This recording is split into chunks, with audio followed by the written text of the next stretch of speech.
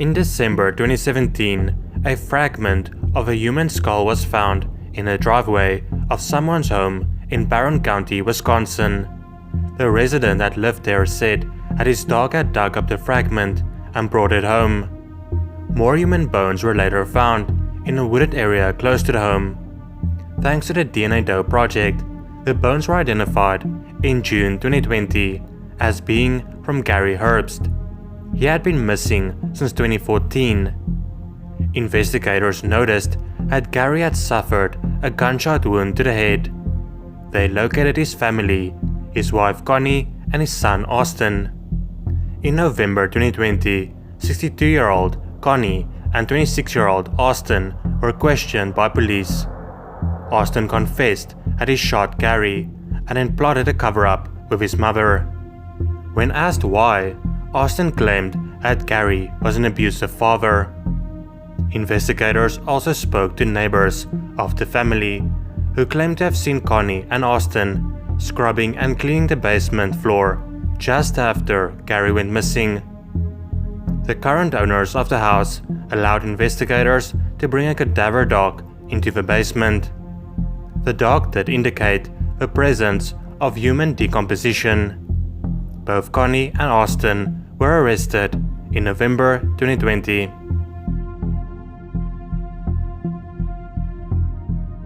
Evelyn Laverne Mackey lived in Hernando County, Florida, with her new husband Merle, her daughter Kelly, and her son. Evelyn was last seen on the morning of November 5, 1981, when she made breakfast for the family. Merle then took the children to school. That afternoon, he went to pick them up alone.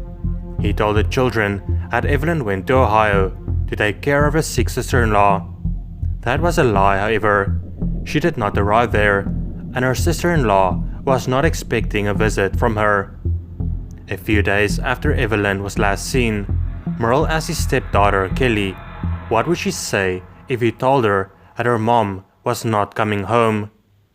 The children felt uncomfortable living with him, and they went back to live with their biological father. Evelyn's family reported her missing in January 1982. Investigators immediately looked into Merle. He told them a lot of stories, saying she had gone to Tampa, Florida, that she had returned home and left with a boyfriend, and that she had gone away to be a missionary. Investigators also found it strange that since the day Evelyn disappeared, Merle has started emptying her bank account. Merle also had a criminal record, and investigators were sure that he had something to do with Evelyn's disappearance. But they could not prove it, so the case went cold. In 2015, the case was reopened, and investigators came up with a plan. They told Merle that a plane crashed in South America, and that they might have found Evelyn's remains. This would entitle him to money from the airline. In order for him to collect the payment, he needed to go over his statement regarding her disappearance. Merle fell for the investigators' plan and went to talk to them at a station. The investigators then claimed to have concrete evidence against him, which they did not really have. It was then that Merle decided to tell them what had happened. According to him, he and Evelyn went fishing at Ingles, Florida, and that she fell at a dock and hit her head.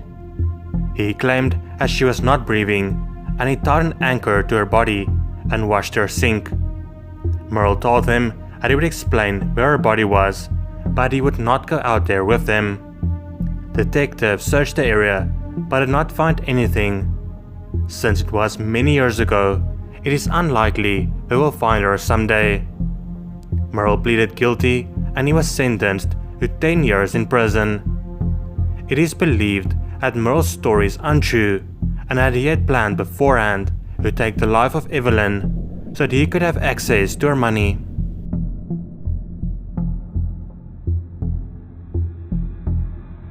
On April 16, 2001, boaters found a suitcase in the Biscayne River Canal in Miami, Florida.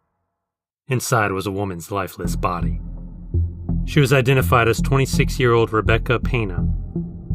Rebeca was working as a movie extra during the filming of Ali and was last seen leaving the set in her Honda Civic at around 2:15 a.m. The vehicle was later found parked at her apartment in Miramar, Florida. A few days later, her body would be found in the suitcase with no explanation what had happened. Detectives looked into Rebecca's ex-boyfriend, Berkeley Calvin Curtis Jr. Rebeca had been stalked by Berkeley and had an active restraining order against him. Berkeley had been physically abusive to her in the past. In November 1998, 3 years before her body was found, Curtis became violent and choked her. The police had to intervene. Detectives believed that Berkeley was responsible for what happened to Rebeca, but there was not enough evidence to charge Berkeley with anything, and the case went cold. That all changed in December of 2020. Investigators announced that they arrested Berkeley in connection with the case.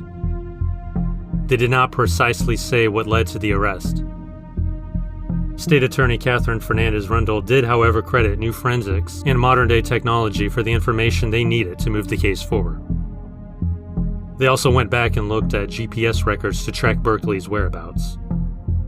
Additional clues regarding the suitcase also helped, but she did not want to go into further detail. Rebeca's father, Rafael Pena, had this to say. His words have been translated from Spanish to English. With this news of the arrest of this person, the pain will be less because justice has been served, he said. But the emptiness is still there, and won't go away. Every day we don't see her here, we cry a little, he continues. But we're satisfied with the life we gave her.